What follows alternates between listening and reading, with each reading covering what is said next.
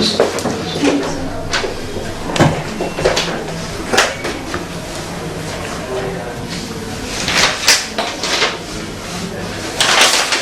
Recharge अपने बारे में बताइए। Sir, my full name is Richa Upadhyay. Basically, I am from Gwalior, but I have done my education from Bhopal, and I am living here with my parents here from 9 years, and I have done BE with Electronic and Communication branch, and I got 74.56% percentage. And I have done my schooling also from Bhopal, from Gopal Higher Secondary School. I got 83% in 12th and 82% in 10th. And coming to my family background, there are 4 members in my family. Firstly, my father, he is a civil engineer, and my mother, she is housemaker, and I have one younger brother. That's all. Thank you, sir. What is the difference between housewife and housemaker? Both are same, but housemaker is bit more advanced word, because housemaker is like bit professional. Housewife is just confined to a home. Housemaker is like a management. You are good at managing homes. Is there a difference between housemaker and housewife? No, both are same, but just housemaker is related to just bit professional, but just like you are good at managing homes, and housewife is just a normal woman who handle daily routines. It means professional housewife is called housemaker. No, sir, but just we can say that she is good at managing homes. So you have done BE in Electronics and Communication. What is social engineering? Social engineering, no idea.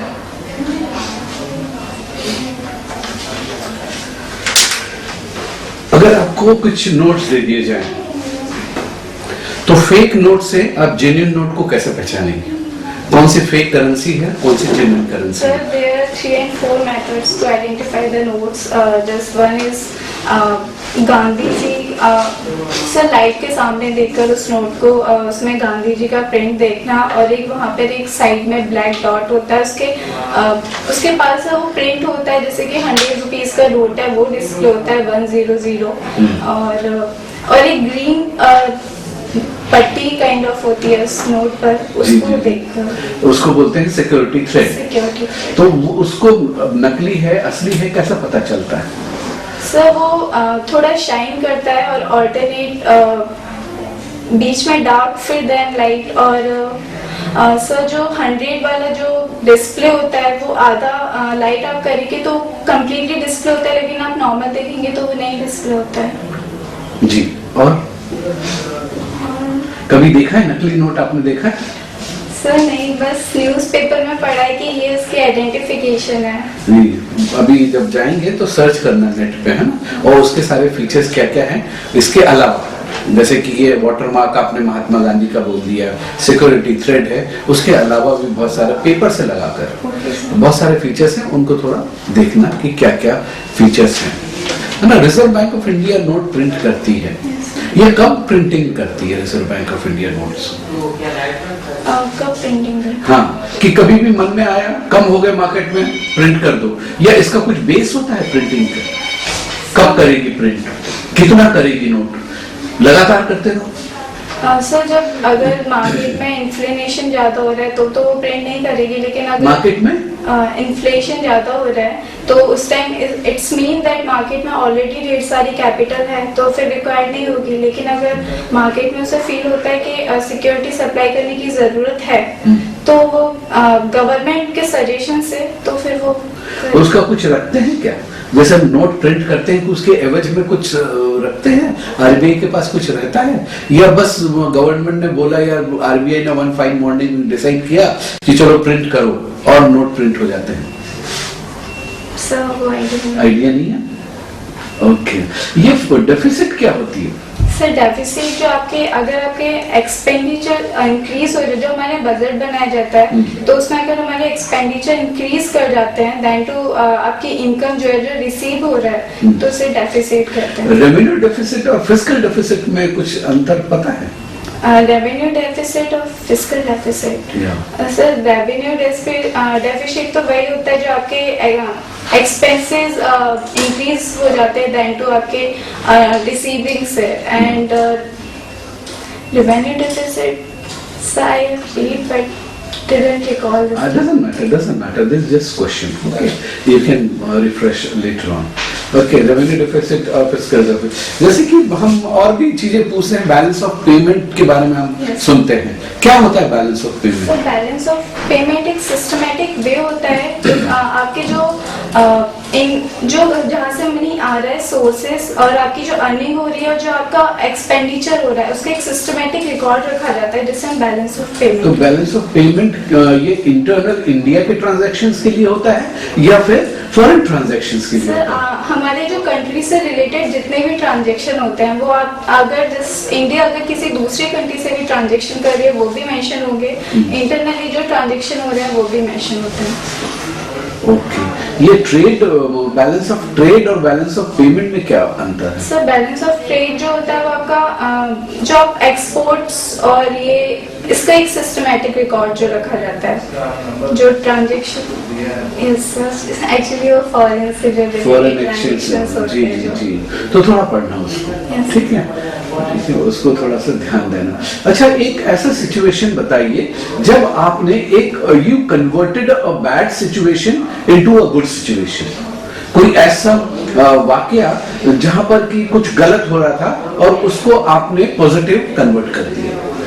Sir ये अभी हाल ही में sir जिस locality में हम रहते हैं वहाँ पीछे जैसे कि मैं अभी गवर्नमेंट क्वार्टर में रहते हैं तो पीछे काफी स्लम एरिया है, तो वहाँ काफी छोटे छोटे बच्चे हैं, वो लोग थोड़ा अभी एजुकेटेड या फिर वेल मैनर्ड नहीं है, तो वो काफी उनका थोड़ा सा जो माहौल उन्होंने क्रिएट कर रखा था वो थोड़ा बेकार था, पर मेरे ख्याल से मुझे लगा कि अगर उन्हें कहीं सही डायरेक्शन दी जाए या फिर वो थोड़ा उनका माइंड डाइवर्ट किया जाए एजुकेशन की तरफ तो वो लोग भी आगे चलकर थोड़ा हो सकते हैं। तो मैंने एक इंस्टीट्यूट है संस्कृत भारती, उनके साथ मिलकर अभी मैं उन बच्चों को फ्री में कोचिंग पढ़ा रही हूँ, तो उससे काफ़ी अब वो थोड़ा बात भी सुनते हैं और वो चीज़ जो होती थी पहले जैसे घर में थ्रो करना पत्थर स्टोन ये वो सारे इंसिडेंट्स काफ़ी कम हो गए हैं। ये बताइए CDMA और GSM किस बात पे वर्क करता है? सर CDMA जो है वो हम कोड डिवीजन मल्टीप्लेक्सिंग है, या हम कोड प्रोवाइड कर देते हैं, जैसे कि कोई भी हमने सिग्नल दिया तो उसे हम हर एक सिग्नल को एक कोडिंग दे देंगे, जैसे कि हमारी सिक्योरिटी काफ़ी हाई हो जाती है और स्पेशली मिलिट्रीज एरिया जहाँ पे हमें बहुत सिक्योरिटी की ज़रूरत होती है, फाइनेंशियल ट्रांजेक्शन या फिर इस टाइप के जो सिक्योर मैसेजेस ट्रांसफर करने होते हैं तो CDMA के थ्रू होते हैं। और GSM में आप कोई स्पेशल मॉड्यूलेशन होता है पर आप कोडिंग प्रोवाइड नहीं करते हैं। तो नॉर्मली हम जो मॉडल यूज कर रहे हैं CDMA बेस्ड है या GSM है? GSM based. इसका भी सिक्योर नहीं है? सर सिक्योर्ड है बट अगर CDMA और इसी प्लेटफॉर्म पर बैंक आजकल बैंक आर्टिफिशियल चैनल प्रोवाइड कर रही है, मोबाइल बैंकिंग है, डिफरेंट बैंकिंग ऑप्शंस प्रोवाइड कर रही है, ट्रांजेक्शंस प्रोवाइड कर रही है, इसका मतलब सिक्योर नहीं है तो नेचुरली बैंक को इस प्लेटफॉर्म को यूज नहीं करना चाहिए। सर ऐसा नहीं कि एकदम ये अनसिक्योर है, बस ये कि कोई भी असेस कर सकता है अगर कोई चाहे, जस्ट लाइक हमारी मोबाइल कॉलिंग अगर कोई ब्यूरो चाहे तो फिर असेस कर सकता है। मोबाइल बैंकिंग में हम पर मंथ 2,50,000 तक ट्रांजेक्शंस कर सकते हैं एज पर RBI इंस्ट्रक्शंस, यानी कि 2,50,000 पर मंथ आपके इनसिक्योर है। सर वो लोग फिर आपको एक्स्ट्रा सिक्योरिटी भी तो प्रोवाइड करते हैं, जैसे लाइक कोड्स दे देते हैं या फिर आपको एक पासवर्ड असाइन कर देते हैं, तो उसमें आप फिर वो चांस कम लेस हो जाता है, ऐसा नहीं है कि एकदम सिक्योर हो जाता है पर लेस होता है। तो आईडी पासवर्ड तो नेचुरली क्या है कि जब आप मोबाइल यूज करते हैं उसमें आईडी पासवर्ड सर, लेकिन वो उस तरीके से जब आप बात कर रहे हैं वो कर रहे हैं तो कोई भी ले सकता है आपकी इंफॉर्मेशन, लेकिन जो ट्रांजेक्शन होता है किस तरह मोबाइल को कैसे हैक किया जा सकता है? सर मोबाइल को हैक तो मीन्स सर इंफॉर्मेशन तो रिट्राइव की ही जा सकती है। आप जैसे बात करें कॉलिंग इंफॉर्मेशन, मैसेजिंग, तो उसके लिए बट सर काफ़ी जो ब्यूरोज हैं काफ़ी हाई कॉन्टेक्स्ट है और वो ऐसे कोई नॉर्मल पर्सन नहीं कर सकता, उसके लिए बहुत एक्सपर्ट होना ज़रूरी है। उसके लिए आपकी जो एजुकेशन बैकग्राउंड है ये काफ़ी अच्छी रही है, जो आपके जो एकेडमिक मार्क्स हैं ये सब छोड़ के आप बैंक क्यों आना चाह रही हैं? बिल्कुल डिफरेंट एक एस्पेक्ट है। सो मैं हमेशा से पीपल से इंटरेक्ट करना और ये I always like this and मैं सर सर्विस प्रोवाइड करना चाहती हूँ। फिर बैंकिंग एक ऐसा फील्ड है सर जो हमारी इकोनॉमी का बहुत स्ट्रॉन्ग इंस्टीट्यूट है, हमारी इकोनॉमी काफ़ी बेस्ड है बैंकिंग पर, और फिर इसीलिए भी और फिर मेरा इंटरेस्ट भी काफ़ी मुझे लगा कि I think I can do better in this field. If you are interested in bank then आपके पास डिफरेंट एस्पेक्ट है, आप कॉमर्स पढ़ती। सर वो आफ्टर 12 सर उस टाइम तो कुछ पता ही नहीं था किस फील्ड में जाना है, तो पेरेंट्स ने ही डिसीजन लिया और वो एक सेफ सिक्योर डिसीजन था कि बीई करने के बाद मेरे पास सभी लाइन्स ओपन होंगी। मैं जिस फील्ड में जाना चाहूँगी मैं रिस्ट्रिक्ट नहीं होंगी कि मुझे इसी फील्ड में जाना है, तो एक सिक्योरिटी के उस बेसिस पर उन्होंने डिसीजन लिया कि जैसे कि मैं आगे जाके जिस फील्ड में जाना चाहूँ जा सकती हूँ। कुछ इंडिया के फेमस पेंटर का नाम बताइए अदर देन मकबूल फिदा हुसैन। इंडिया के फेमस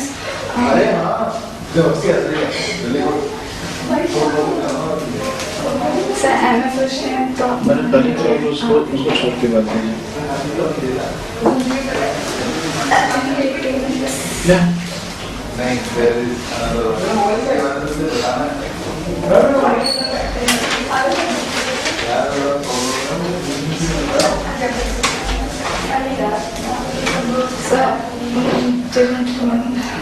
ठीक है। Thank you Richa ji, your interview part is over, please.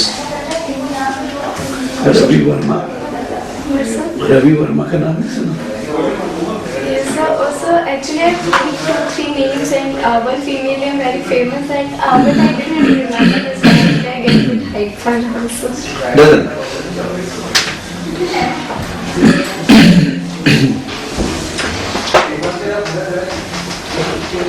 अच्छा, ये आपकी तैयारी अच्छी है, नो डाउट आप इंटरव्यू में अच्छा करेंगे। थोड़ा सा प्रेशर करने की जरूरत है आपको, मतलब sir actually main confidence increase करना है, वो बहुत लो है, तो उस चक्कर में थोड़ा मैंने पहला लिखा वर्ड ब्रीदिंग, आपने सुना भी होगा ब्रीदिंग एक्सरसाइज बहुत इंपॉर्टेंट है आपके लिए, क्योंकि आप कॉन्फिडेंस लूज कर रही थी चीज में, है ना? आपकी प्रिपरेशन ठीक है, आपकी नॉलेज ठीक है, सम आपको थोड़ा बहुत जो है आपका जो बेसिक्स है वो थोड़ा सा एक बार आप रिवाइज करके जाइएगा, गेटिंग बेटर। जो आपका चेंजेस हो रहे हैं वो आप देखते जाइए, जो आपने अपने हॉबीज और ये सब चीज़ें देखी हैं इतनी उसकी आप नॉर्मल से एक्स्ट्रा करती हैं। हॉबीज का मतलब यही है कि पेंटिंग तो बहुत लोग करते हैं, लेकिन आपकी हॉबीज है मतलब आप डिफरेंट पेंटर्स को फॉलो करती हैं, उससे इंस्पायर होती हैं, खुद पेंटिंग करती हैं, हाँ? मतलब हॉबीज का मतलब है कि हम अदर देन नॉर्मल हम उस पर एक्स्ट्रा टाइम डिवोट करते हैं, और जब एक्स्ट्रा टाइम डिवोट करते हैं इसका मतलब उसके बारे में हमें थोड़ा सा इंफॉर्मेशन नॉर्मल से ज़्यादा आइडिया होना चाहिए, हाँ? तो इससे इतना सिंपल क्वेश्चन के बाद भी कि वो नॉर्मली में एक ही एमएफ हुसैन के नाम लेते हैं, इससे हमने एमएफ हुसैन का अगर कटल कर दिया तो फिर कोई नाम अपने रिक्रूट करना मुश्किल हो गया। तो नेचुरली कि अगर जब हम इसमें लिख रहे हैं, देखो रिपोर्ट करने की जरूरत है, देख लीजिए जो आप लिख रहे हैं उसके लिए कॉन्फिडेंस है कि नहीं, उससे क्या क्वेश्चन पूछे जा सकते हैं इंटरव्यू में। हमारे पास क्या है, आपसे जो इंटरेक्ट करे वो चीज़ हमारे पास है, या जो आपने बायोडाटा प्रोवाइड किया है ये इन्फॉर्मेशन है हमारे पास, जिससे आपको कुछ नहीं है। नेचुरली जब हम बायोडाटा प्रोवाइड कर रहे हैं तो उसको एक बार ठंडी से सोच लें, क्योंकि आप इंटरव्यू बोर्ड में जाएंगे तो नेचुरली ऐसी कुछ प्रोवाइड करेंगे आप, तो एक बार उस पर देख लीजिएगा कि किस तरह के क्वेश्चंस में भी पूछे जा सकते हैं। नॉर्मली जब वो लिखते तो आइडिया आ जाता है, तो उसके बाद में एक एक्सरसाइज कर लीजिएगा तो ज़्यादा इजी होगा, उतना कॉन्फिडेंस से आप इंटरव्यू बोर्ड में जवाब दे पाएंगे। और ग्रूमिंग पार्ट में सर थोड़ा सा बहुत इम्पोर्टेंट है आपके लिए। सबसे ये तो एक्सरसाइज आपको करना है ब्रीदिंग का, वो तो साहब ने बता दिया, उसको मैं फिर से एम्फसाइज इसलिए कर रहा हूँ कि आप इंट्रोडक्शन देते देते थक गई थी, है ना, तो वो आराम से जाइए उसके लिए, है ना, और सांस लीजिए फिर बोलिए। बहुत जल्दी हमें भागने की जरूरत नहीं है, राजधानी एक्सप्रेस बनने की कोई जरूरत नहीं है, हम आराम से बोले और इतना बोले कि हम आउट ऑफ ब्रेथ ना हो, है ना, तो एकदम हमें कोई कॉम्पीट नहीं करना है, it is not elocution competition और ब्रेथलेसली आप कितनी देर तक बोल सकती है, ऐसा कुछ नहीं है, मुझे अपने बारे में बताना है, इत्मीनान से बताइए, ठीक है। और ब्रीदिंग वो जब ये करेगी तो आप आराम से कूल डाउन हो जाएगी, थोड़ा सा जो ये एंजाइटी है वो उसको कम कर दीजिए थोड़ा सा, है ना, चिंता मत करिए, आपने तैयारी करी है और अपने आप को ब्रशअप करिए, ज्यादा से ज्यादा लेटेस्ट अवेयरनेस टॉपिक्स के बारे में रखिए। आजकल जो कंप्यूटर बहुत यूज हो रहे हैं, सोशल साइट्स इतनी हैं, कौन कौन सी साइट्स हैं, क्या क्या सिक्योरिटी थ्रेट्स हैं इससे, कंप्यूटर सिस्टम को क्या, देश को क्या, ये सब सिक्योरिटी के बारे में, कौन कौन सी फायरवॉल्स है, कौन से एंटीवायरसेस हैं, और कौन सी साइट्स हार्मफुल है, कौन सी यूजफुल है, और कौन से आप ईमेल सिक्योरिटी क्या होती है, पासवर्ड सिक्योरिटी क्या होती है, इनके बारे में थोड़ा सा आप अभी के हिसाब से थोड़ा सा तैयारी रखिए। और बैंकिंग जो बैंकिंग इन्वायरमेंट में आप अप्लाई करें, बैंकिंग इन्वायरमेंट में बहुत इंपॉर्टेंट फैक्टर है, खासकर ऐसे स्टूडेंट्स हैं जिसने बी किया हुआ है ना,